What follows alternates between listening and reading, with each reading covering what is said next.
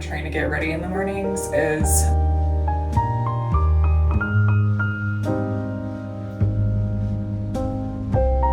I don't know if this is a spoiler, so if you haven't read it, then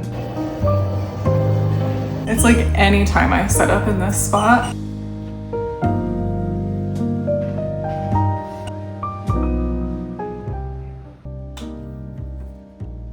Romanticizing your 9-to-5 isn't about just pretending it's perfect. It's about seeing purpose in every part of it. As a Christian corporate woman, I show up with intention, and I believe work is worship. Colossians 3:23 says, "Whatever you do, work at it with all your heart, as working for the Lord."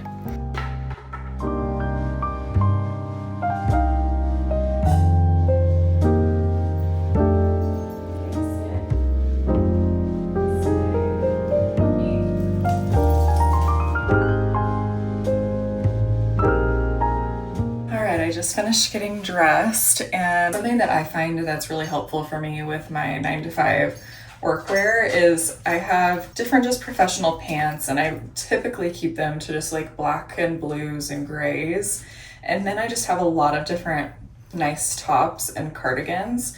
So that way every day I can just rotate through, like for example, this shirt, because it has black and white, I can either wear like a black cardigan with it, I could wear a cream cardigan, I could also add a pop of color if I wanted to wear a green cardigan with it or something like that. So that's how I try to keep a simple workwear closet, but something that I can constantly be changing, because I can wear this black cardigan with all kinds of different tops, and obviously keeping the pants just simple helps a lot with that. So that's something that I've found to be really helpful when I'm trying to get ready in the mornings, is just having a lot of different tops and cardigans that I can mix and match with each other.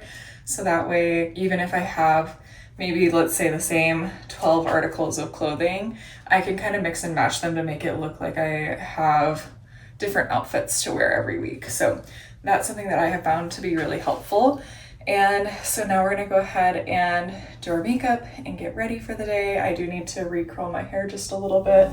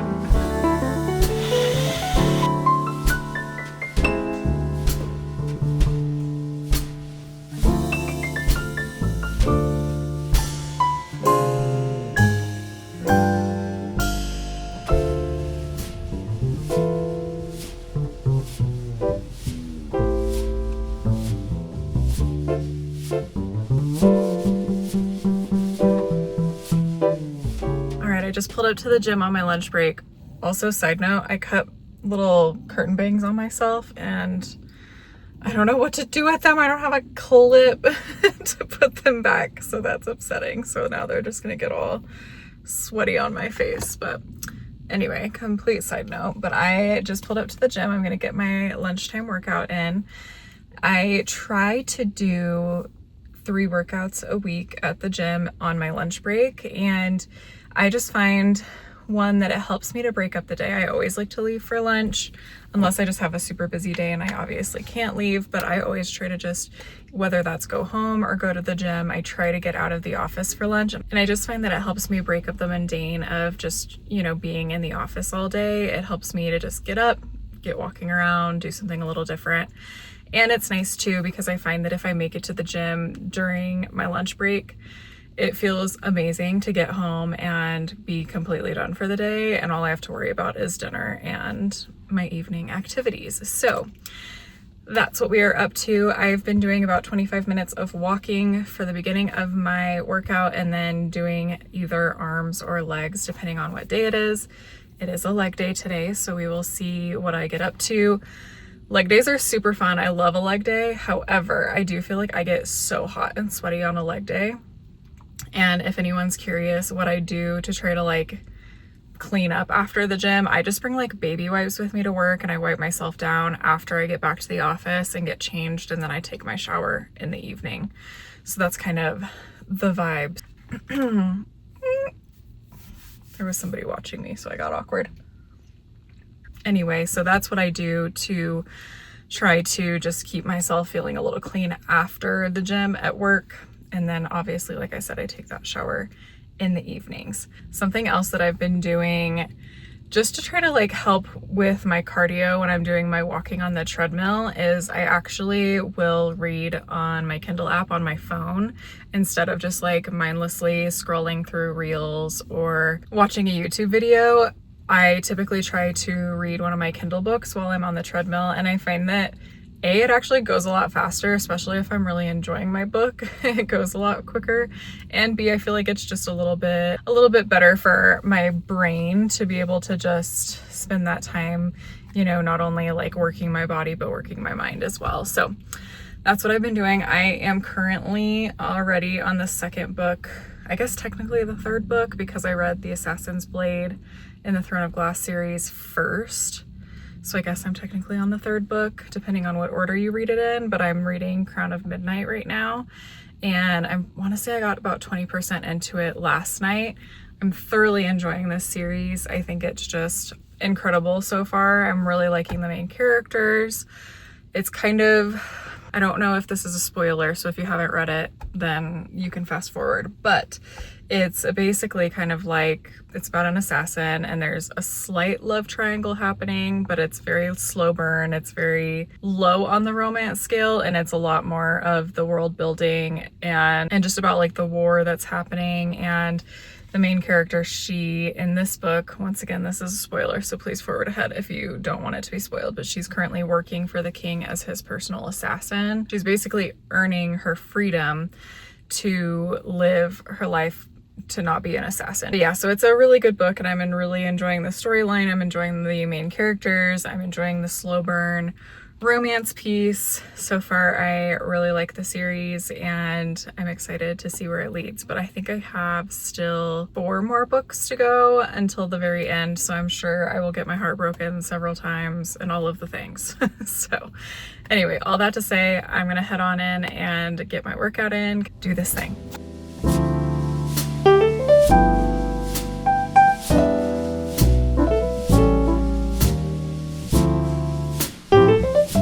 I don't know if you can hear Jax playing with his toy. It's like anytime I set up in this spot to talk to the camera, he is like, it is playtime. So I'm sorry if you hear him in the background. I just walked in the door and got home from work. It was a super busy day, all day. For those of you who don't know what I do for work, I work in human resources for a law firm. And so I do all aspects of HR because I'm the only HR person at the firm. So I do everything from like day-to-day employee relations issues to benefits administration to recruiting, you name it. I do everything as it relates to HR. So very busy between I like was pulling spreadsheets for an audit, and then I had other employee things come up. It was just like extremely busy all day long. I'm very happy to be home, but I wanted to kind of talk through different ways as a Christian woman specifically that I have found to help me with this whole romanticizing my corporate job and my work life, because I think that you look at it a little bit different than just like the typical romanticizing your 9-to-5 would. And I think one of the ways that I like to think about it is that work is also a way to worship. And so what I mean by that is in your daily tasks, not only are you doing those for, say, like your supervisor or whoever it might be that's reviewing your work, but you're also doing it for the glory of God. And so I think that when I have that perspective and that mindset, it motivates me so much more, because I'm like, everything I do should be for the glory of God and should be for God. And so I want to do everything with excellence, especially when it comes to my job, because especially in my role, because I'm the only HR person and my supervisor is the CEO, and she doesn't obviously know all the ins and outs of what HR is. So I don't get micromanaged in that way.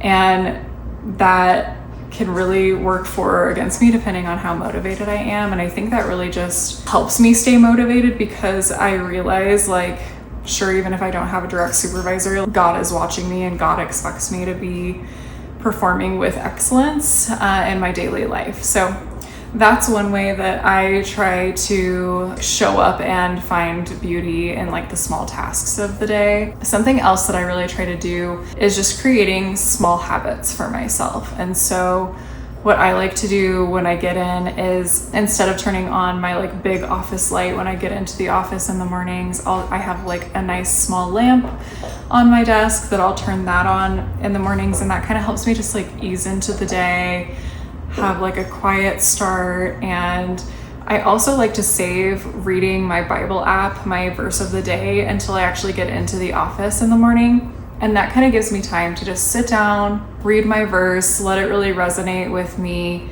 and then start my work day. And I find that that really helps me just set the tone for what the day should look like.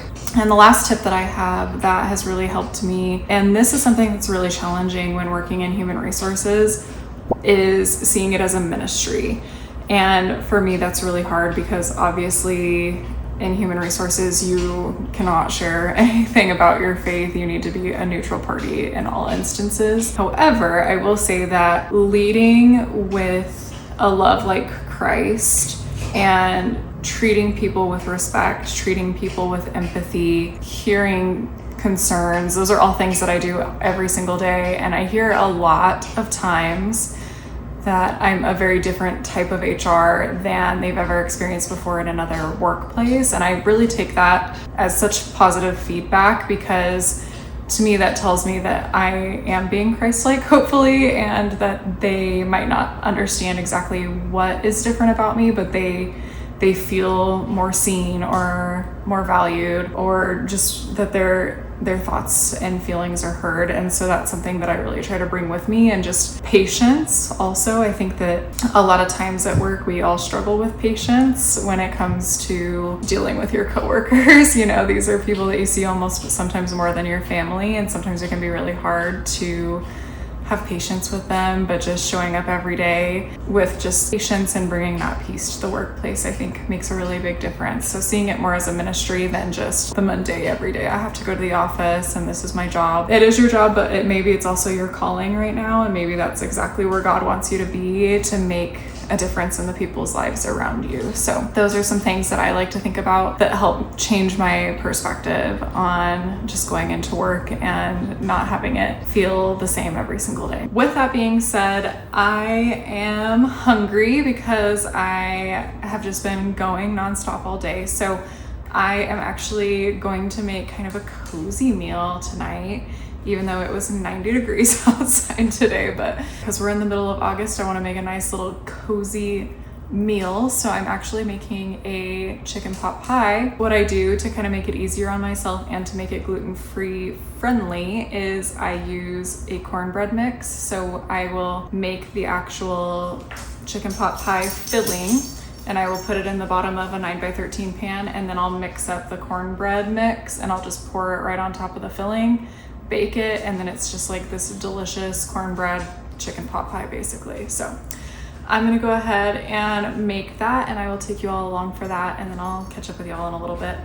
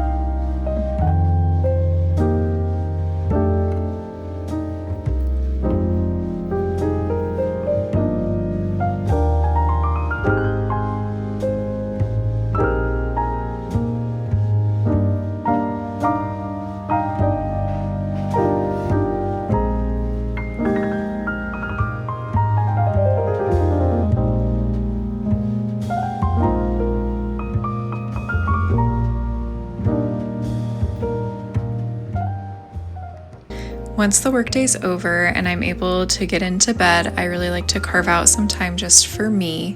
I try not to jump straight into getting on my phone. I like to have space to unwind, rest, and recenter myself. Some nights this looks like reading a book or just sitting in silence with a warm drink. Nothing fancy, just quiet moments that help me come back to myself. Before I go to sleep, I like to spend some time with God, reading my Bible, praying, and just reflecting on the day. It really helps me end the day in peace and get ready for whatever tomorrow brings. Thank you all so much for spending this day with me. I hope that you feel inspired to take a little bit of time for yourself and to remind yourself that you have calling at work as well.